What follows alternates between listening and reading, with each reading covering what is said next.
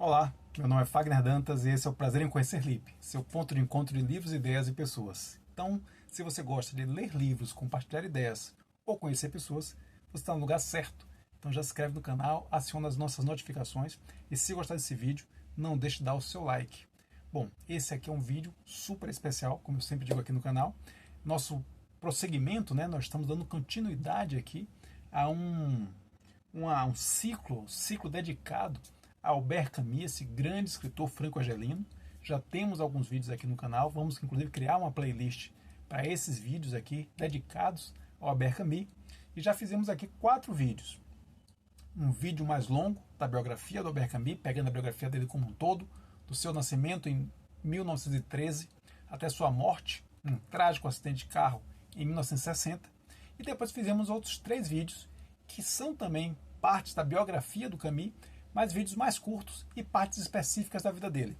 Sua infância e formação, seus anos acadêmicos e anos de militância, anos de trabalho e sua produção bibliográfica. Então nós temos lá esses 4 vídeos, já iniciamos nosso ciclo Camus e agora vamos entrar numa nova fase nesse ciclo aqui no canal Prazer em Conhecer Lipe.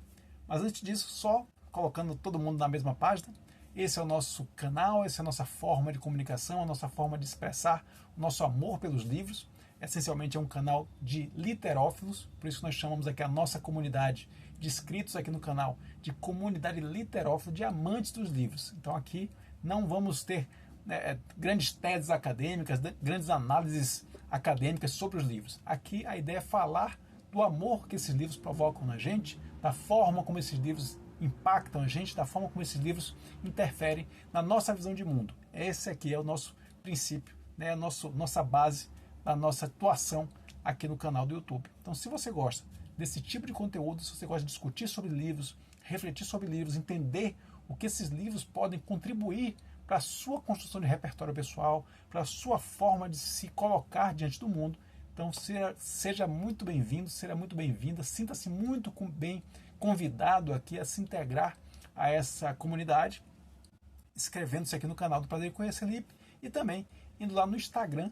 Nós já temos lá os nossos buscadores e buscadoras de conhecimento. Então não seja um seguidor, seja um buscador de conhecimento e vai lá no Instagram e também acompanha a gente nas nossas publicações lá no Instagram, no @Prazer em Conhecer Lipe. Então essa é a ideia aqui do canal. Espero que você goste desse tipo de conteúdo e se gostar, se agregue aqui à nossa comunidade literófila, ok? Então agora vamos iniciar essa nova fase aqui do nosso ciclo Albert Camus. Já completamos a fase bibliográfica e agora vamos analisar 2 obras do Camus, pelo menos 2. A discussão do Camus, pelo menos no nosso grupo aqui que começou discutindo o Camus, ela está avançando, inclusive já tem uma nova discussão prevista agora para o próximo primeiro sábado de junho ainda, né? Em maio não teremos aquelas reuniões, aqueles bate-papos que nós já tivemos sobre o estrangeiro e sobre A Peste, o outro livro de Albert Camus. Teremos no primeiro sábado de junho um outro bate-papo sobre A Queda, né? Mais um romance do Albert Camus, romance de 1956, e certamente traremos essa discussão para aqui também. Mas esse ciclo que a gente está iniciando agora, essa trilogia, 3 vídeos que nós estamos iniciando agora, vão ser dedicados a esta obra aqui, O Estrangeiro, de 1942. Esse que é o primeiro romance de Albert Camus, romance que foi muito bem recebido pela crítica, muito bem recepcionado ali pela intelectualidade francesa, principalmente por Jean-Paul Sartre, autor de A Náusea, entre outros tantos livros, e que abraçou esse novo autor que surgia, nesse autor franco-argelino que surgia pela editora Gallimard, né, a grande editora francesa, levada, os originais levados pelo grande amigo do Albert Camus, que era o Pascal Piat. Então essa história a gente já contou tudo isso lá na biografia, então se você tem interesse em entender mais como se deu a vida do Albert Camus e como o Albert Camus chegou até esse livro aqui, dá uma olhadinha lá no canal do YouTube, né, aqui no nosso canal, na nossa playlist dedicada a Albert Camus, e lá nós temos os vídeos biográficos, né, aqueles vídeos dedicados à biografia do Albert Camus. Você vai encontrar todos os detalhes da vida do Albert Camus lá e como os originais de O Estrangeiro chegaram às mãos da editora Gallimard. Bom, sobre esses 3 vídeos, o primeiro vídeo, que é esse aqui, é um vídeo sem spoilers, uma mera apresentação, é o que nós chamamos aqui no canal Prazer em Conhecer Lipe de Vale a Resenha. Então, basicamente, uma resenha do livro, uma apresentação do livro muito breve. Esse vai ser um vídeo rápido, espero. Então, vai ser basicamente uma apresentação do livro, um convite para que você possa conhecer o livro. Então, a gente não vai entrar aqui em spoilers, não vamos entrar aqui em grandes revelações do livro, até porque é um livro que tem uma estrutura que não é dada a grandes revelações, mas eu particularmente entendo que alguns aspectos desse livro têm uma carga dramática que quando você tem essa descoberta, você identifica esses fatos, né, esses acontecimentos dentro do contexto de uma aproximação no fluxo natural da narrativa, ele tem um peso dramático importante. Então esse livro aqui, por exemplo, nós não vamos entrar na segunda parte do romance. Né? O romance é dividido em duas partes. Nós aqui trataremos da primeira parte, porque nessa primeira parte nós teremos a grande apresentação, o grande enredo, o grande fato, né, que vai gerar aí o grande interesse em torno da vida do Meursault, que é nosso personagem principal. Então nós chegaremos a ele, inclusive esse fato, que é o fato principal da história, não é considerado aqui como um spoiler, até porque ele vem num texto de apresentação que esse livro traz, eu vou falar um pouquinho sobre isso aqui.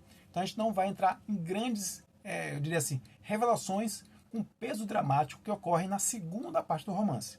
Nós iremos aqui apresentar a primeira parte do romance e esperamos que isso já seja um grande convite para que você se sinta estimulado a dar uma chance aqui a ler O Estrangeiro, um livro muito curto, livro que nessa minha edição aqui tem apenas 100 páginas, mas extremamente impactante, extremamente importante na história da literatura mundial. Então vamos lá. Primeiro vídeo, então, sem spoilers, que é esse aqui. O segundo vídeo, uma análise mais aprofundada aí de toda a história e já entrando nesses picos dramáticos, como eu estou colocando, né, que não podemos dizer necessariamente que são spoilers de um livro de 42, mas que ainda assim eu entendo que tem uma carga dramática que se você passar por isso, se você chegar a esses momentos de maneira assim, com um olhar mais original, vamos dizer assim, mais virgem, vamos dizer assim, eu acho que eles causam assim, um impacto importante, então por isso que a gente não vai entrar nesse vídeo de hoje, mas iremos entrar sim em todos os detalhes no segundo vídeo, que é o vídeo Vale a Resenha com spoilers, e o terceiro vídeo que fecha essa trilogia sobre O Estrangeiro vai ser um vídeo dedicado a o que a gente chama de 3R, que é um vídeo que nós já fizemos aqui em outros ciclos nossos, o ciclo Jovem Torres, que já está aqui na playlist, o ciclo Kafka e o Processo, que está aqui na playlist também.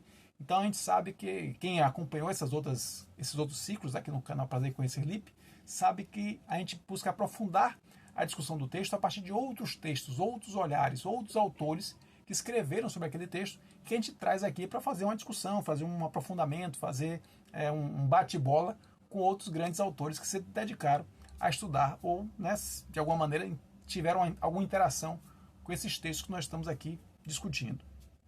Então essa é a ideia. Primeiro vídeo sem spoilers, segundo vídeo com spoilers e terceiro vídeo, discussão mais ampla, repertório, ressonância, reflexão, nosso famoso vídeo 3R, ok?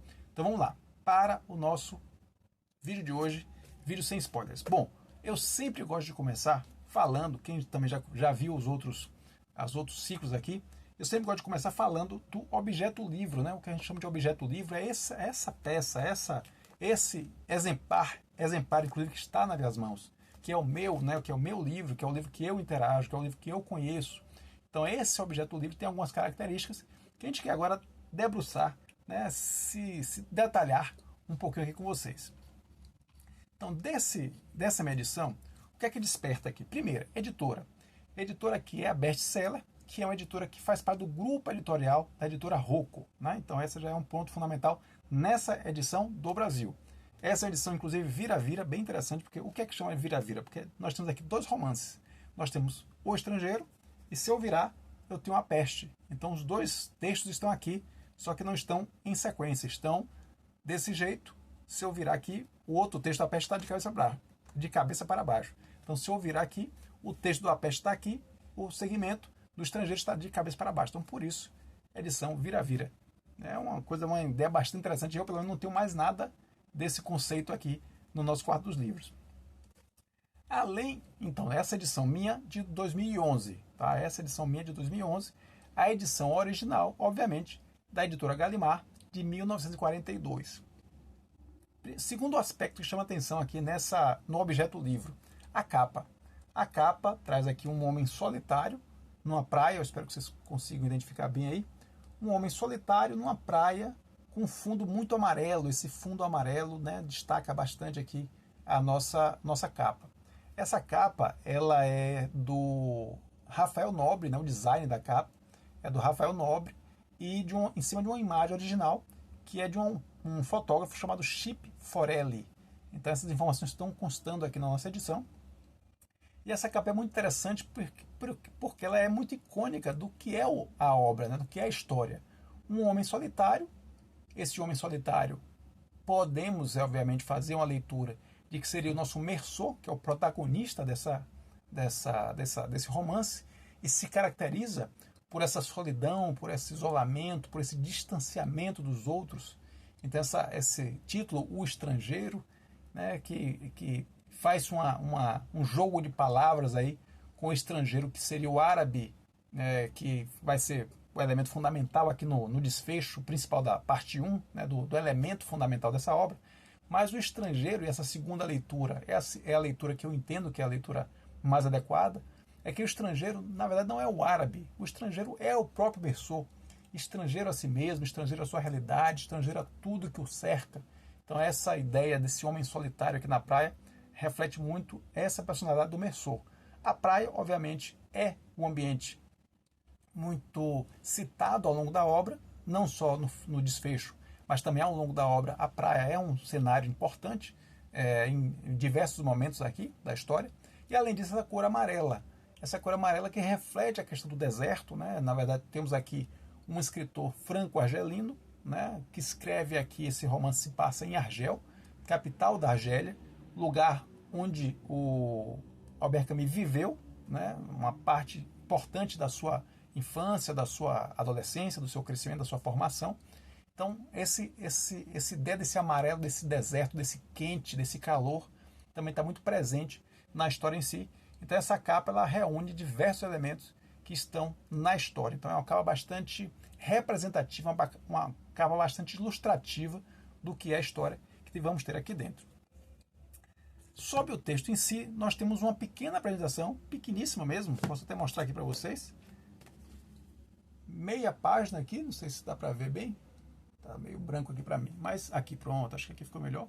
Meia páginazinha, basicamente falando dessa infância mais pobre do Camus, né, na cidade de Argel, e como essa infância precária, né, de viver numa família com uma condição econômica precária, dessa condição ele chegou até a condição de Prêmio Nobel de Literatura em 1957. Então são os destaques aí, além das obras principais, né, O Estrangeiro, A Peste, o destaque que vem naquela pequena apresentação ali do presente aqui na minha edição.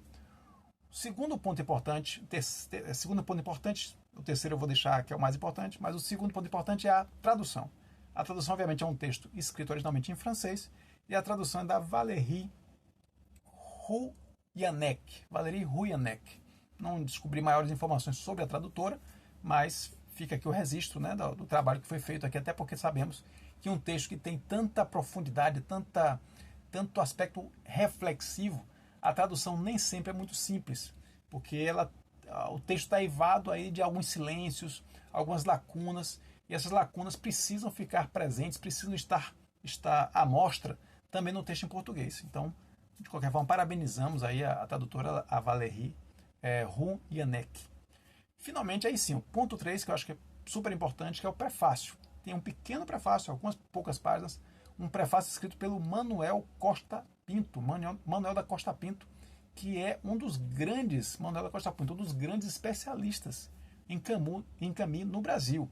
Né? O Manuel da Costa Pinto aparece em várias entrevistas, vários materiais que eu utilizei para fazer a biografia do Camus estão aí em vídeos, em entrevistas, em videoaulas, onde aparece a figura do Manuel da Costa Pinto, além de ser um especialista, alguém que trabalhou os textos do Camus, inclusive organizou o livro A Inteligência e o Cadafalso, né, um livro super interessante com as críticas literárias que o Camus publicou lá no Argel Republicain, né, o jornal que ele trabalhou na Argélia ainda, né, em Argel.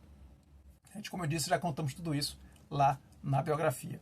Então aqui, nesse prefácio do Manuel da Costa Pinto, eu destaco 3 aspectos que são bastante interessantes. Primeiro, essa figura do Meursault como um anti-herói, né? Essa classificação do Meursault como um anti-herói. É alguém que nós num primeiro momento a gente não sente empatia por ele, nós não sentimos simpatia por ele.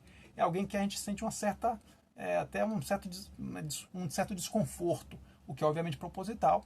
E nesse processo de construção do romance, esse desconforto, se ele por um lado se apazigua, por outro não há de fato a construção de um herói, a construção de alguém dado a atos valorosos, a atos de abnegação, por exemplo.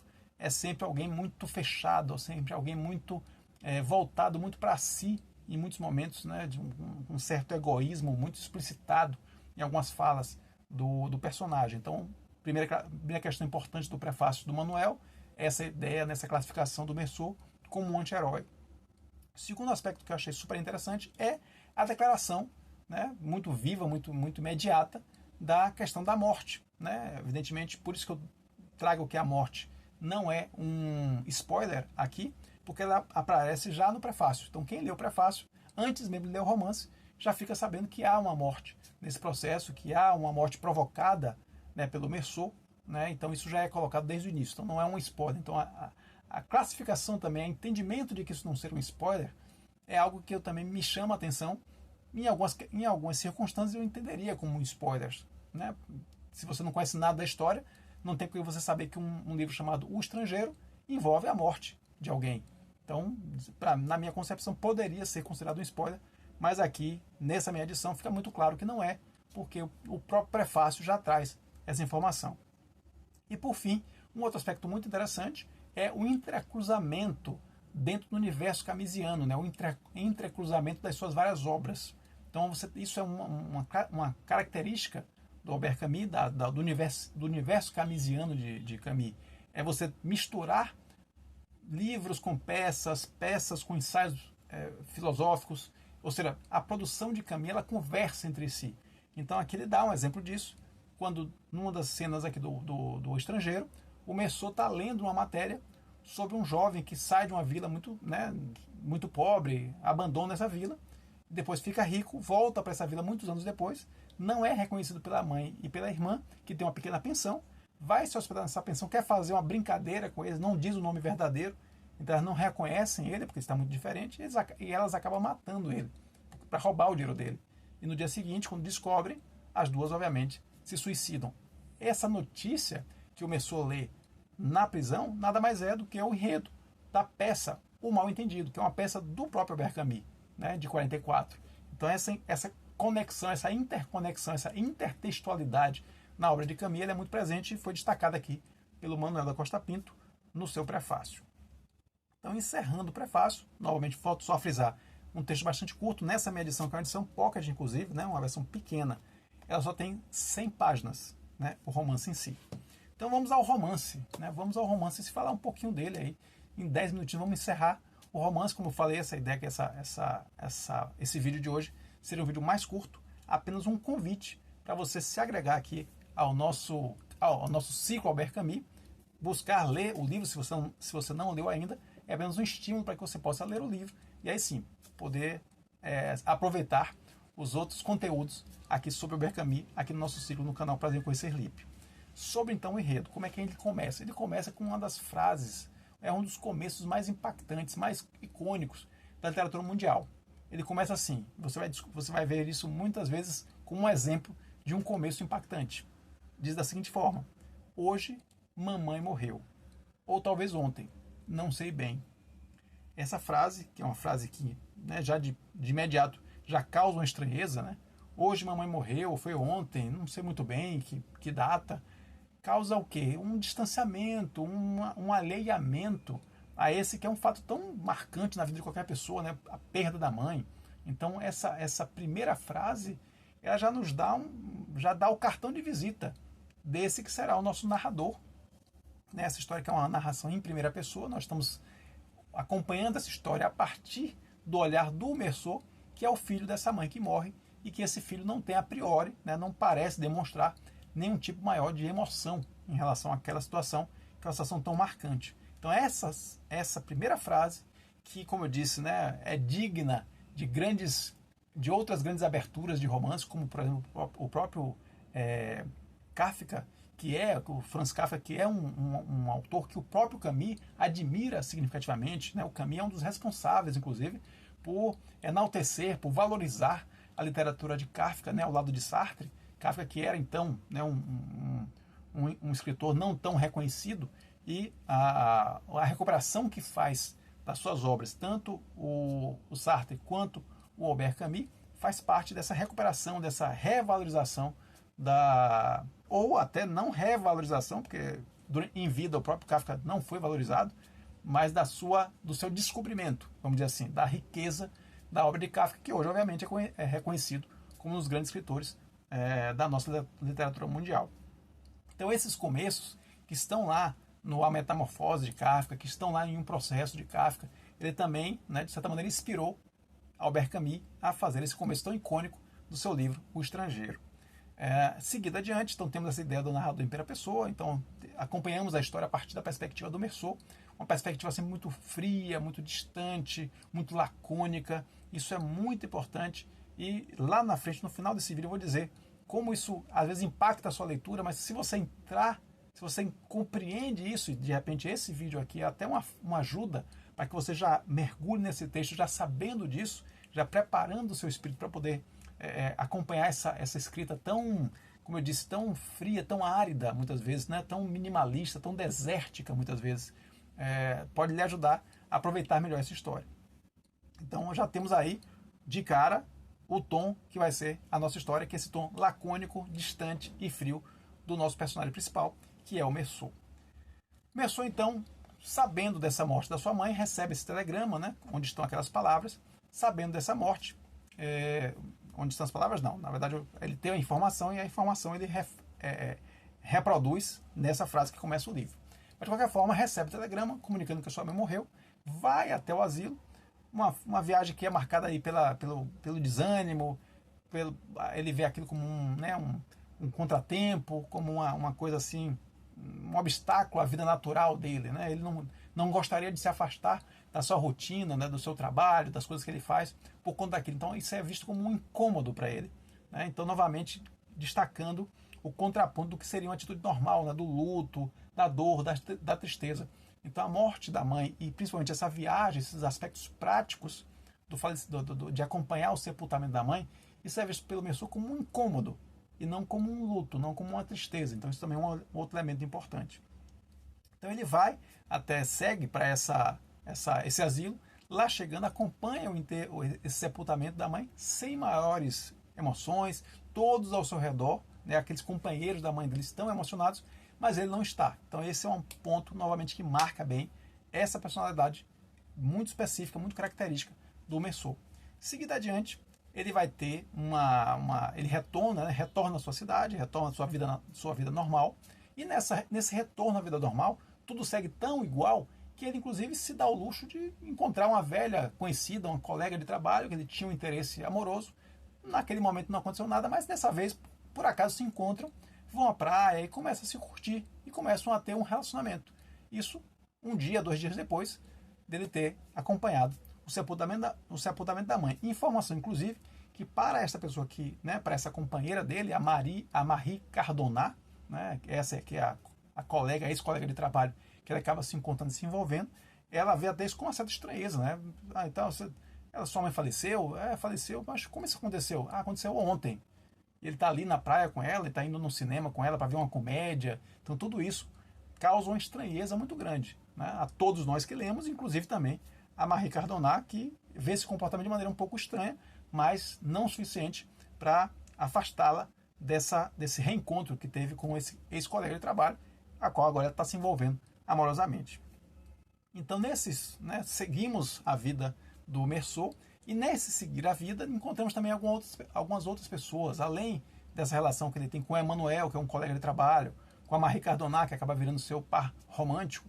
Nós vamos conhecer também alguns outros personagens que vão construir essa fauna em torno do Meursault. Entre esses personagens, 2 se destacam. O Salamano, são 2 vizinhos dele, eles moram no mesmo prédio, né? O Salamano é um velho rabugento que tem um cachorro ao qual ele reclama muito desse cachorro, né? Ele praticamente odeia o cachorro. O cachorro é um trabalho para ele, é um incômodo para ele.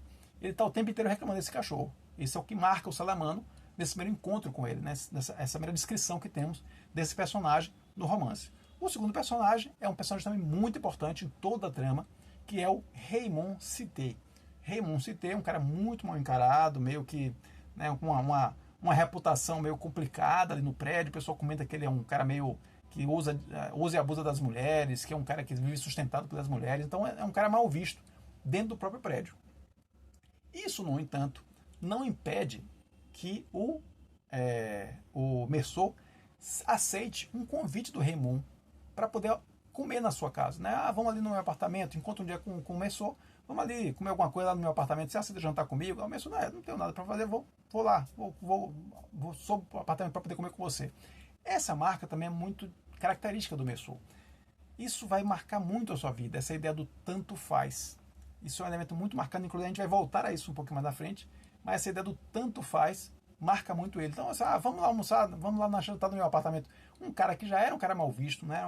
Um cara que já era malquisto ali naquele ambiente, mas convida ele para jantar e diz, não, tudo bem, vamos lá. Então, esse ir no fluxo, esse não avaliar, né, as situações, não avaliar as consequências, os desdobramentos das ações, é muito característico do personagem Meursault. Então isso é muito marcante também, isso é uma chave interpretativa importante para a gente entender o romance.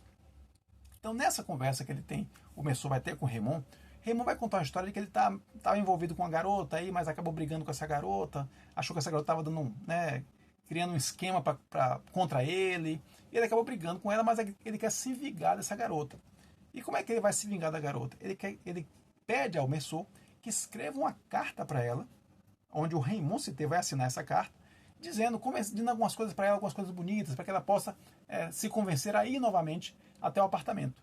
E quando ela for ao apartamento, ele vai castigá-la. Então essa é a ideia, ele propõe isso ao Meursault, e surpreendentemente, porque assim, como eu disse, não, sem nenhum tipo de balizamento moral, ele simplesmente aceita. Não, tudo bem, eu escrevo a carta. Ah, tudo bem, me dá aqui um papel.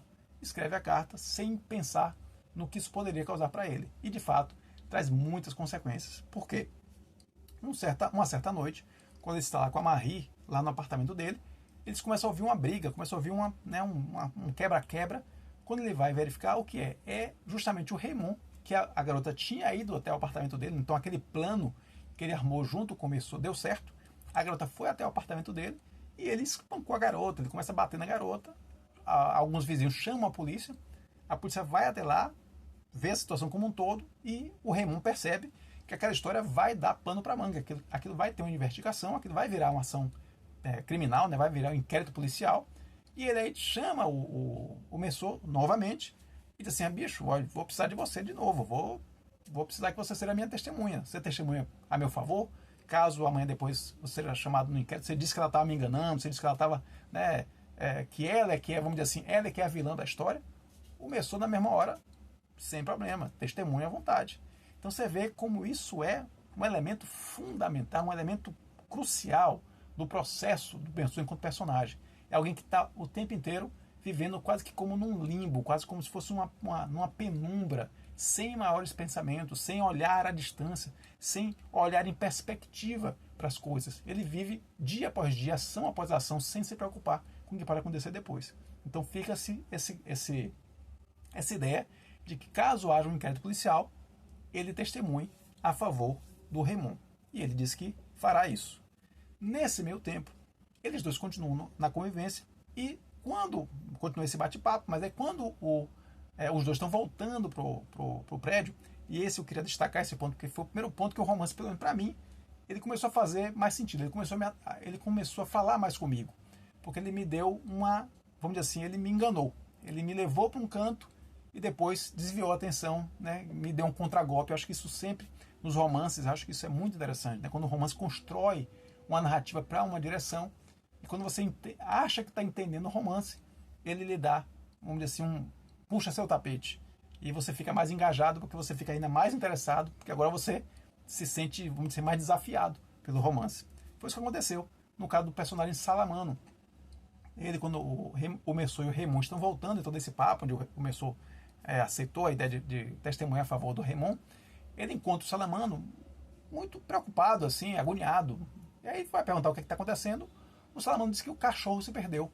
né? Ele perdeu o cachorro em algum lugar, não sabe, né? Saiu uma vez com o cachorro, foi passear e o cachorro se perdeu e está muito preocupado, porque de repente o cachorro pode ser preso aí, e aí sabe-se lá, né? Preso numa carrocinha, levado para um asilo, pode morrer, pode ser sacrificado. O Merceau, de maneira muito fria, ainda que sentindo algum tipo de empatia por aquela situação, mas ele diz, não, de fato, né, se passar um tempo, ele será sacrificado, ele vai ter um destino que não é o destino mais adequado para quem gosta do cachorro. Mas até então, Salomão diz, não, mas ele só me dava trabalho, só me dava problema mesmo. Então esse é o que eu estou chamando desse caminho, né, essa narrativa que o autor constrói.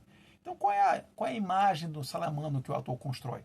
A imagem de alguém que é um velho rabugento que não gosta do cachorro. Para ele, o cachorro está ali só para atrapalhar a vida dele.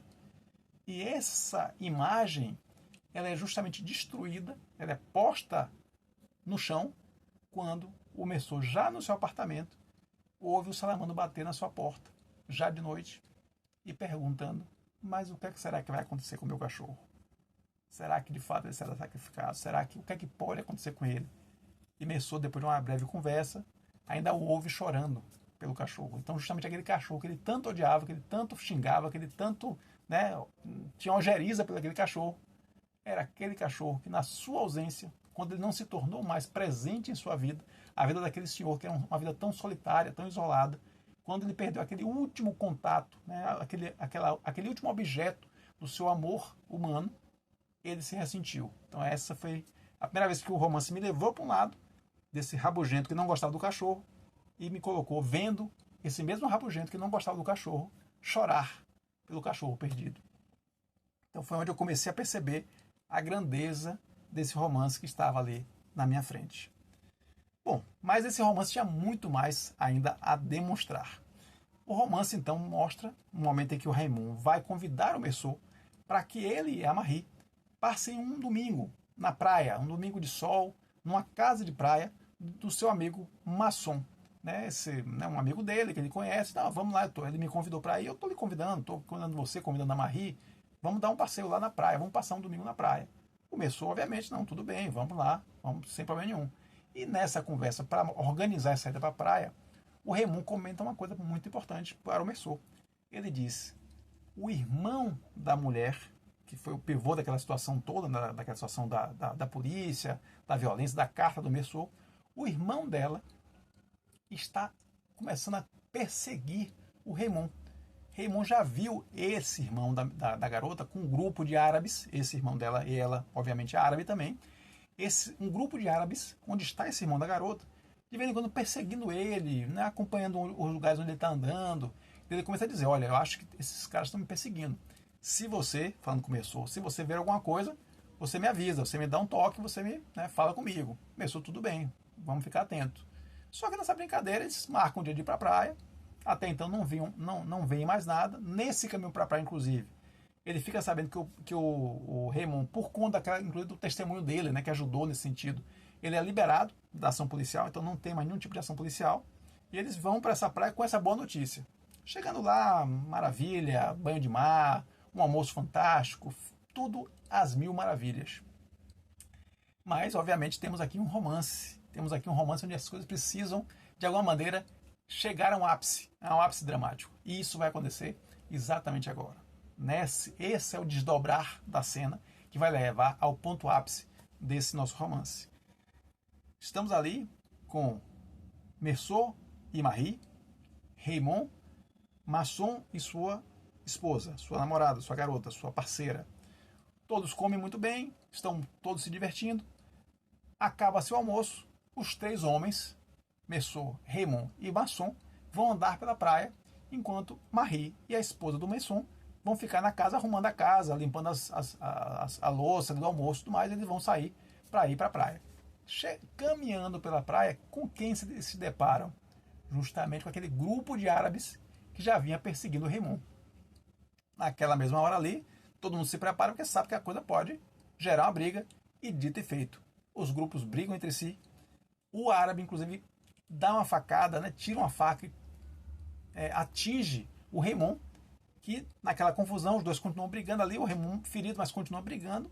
Eles acabam fugindo, os árabes acabam fugindo, e Raymond, Masson e Merceau voltam para casa, né, onde acabam tratando ali do Remon. O Remon, né, é um ferimento superficial, o Remon acaba se curando ali, né, botando alguma bandagem, alguma coisa, e passa-se um tempo, Remon muito chateado, porque inclusive foi ferido, né, saiu, vamos dizer assim, por baixo da briga, resolve voltar para a praia, caminhar de novo na praia. O Messon já vê que ele está um pouco alterado, mas também não entra no circuito, mas o Merceau disse, não, eu vou acompanhar o cara, eu vou acompanhar Raymond, porque eu acho que ele não deve estar com a cabeça no lugar. Então, justamente, Raymond sai pela praia, o Masson fica na casa, e o Merceau começa a seguir, né, um pouco distante, começa a seguir ali mais ou menos perto do Raymond, e vão andando os dois pela praia. De repente, quando os dois estão próximos, eles veem dois árabes, inclusive daqueles que atingiu o Raymond. E nesse ponto, Raymond mostra uma arma, está armado, mostra uma arma, diz assim, agora vou acabar com esse cara. E aí o Merceau olha aquilo, diz que, olha, vamos ver, peraí, não é bem por aí e tal. Acaba que Raymond decide entregar a arma para o Merceau e diz, não, vou sair na mão com ele, vou sair na briga física. Se ele puxar uma faca, você tem a arma na mão, você entra no circuito. Começou na mesma hora, tudo bem. Só que fica aquela coisa, vai, não vai, vai, não vai, vai, não vai. Os dois árabes fogem. Os dois árabes fogem e Raymond e Merceau voltam pela praia para a casa de Masson. O que acontece? E aí são os deuses da literatura, aí é a mente do Albert Camus, são os astros que se movem e criam o fator surpresa. Quando os dois voltam para casa, Raymond sobe para casa, mas por algum motivo, Merceau senta-se na escada e fica com uma dor de cabeça, uma coisa, um sentimento, uma coisa que ele não consegue explicar, mas que ele não se sente bem, está sentindo, né, alguma coisa inexplicável ali no corpo dele, ele não quer subir, não quer voltar, não quer esquecer aquela situação, e ele volta para a praia, volta a caminhar para a praia. E essa descrição, a gente tem que ter muito essa leitura nas entrelinhas. Né? Ele volta para a praia sem pensar nos árabes, ele volta para a praia só porque ele não queria voltar para casa, não queria entrar na casa. Mas o que é que está nesse subconsciente? Né? O que é que está levando ele a voltar para aquele mesmo lugar onde ele acabou de vir numa situação onde ele tinha os árabes lá? Fato é de que ele volta para a praia e não vamos nos esquecer que ele está com a arma de Raymond, volta para a praia, e nesse caminho de volta para a praia, obviamente, ele vai encontrar o árabe, vê o árabe deitado numa situação, ele também está ali de pé, com aquela arma na mão, não voltou para aquela, ele faz questão, o texto é claro, não voltou com a intenção de encontrar o árabe, não voltou atrás do árabe, ele apenas decidiu caminhar pela praia, e nesse caminhar pela praia, com o revólver do Raymond, ele encontra esse árabe. A tensão está formada no ar. Sabemos que uma desgraça está prestes a acontecer, mas não sabemos como vai acontecer, se vai acontecer. E é por isso, inclusive, que se eu estivesse apresentando esse livro, não falaria desse assassinato.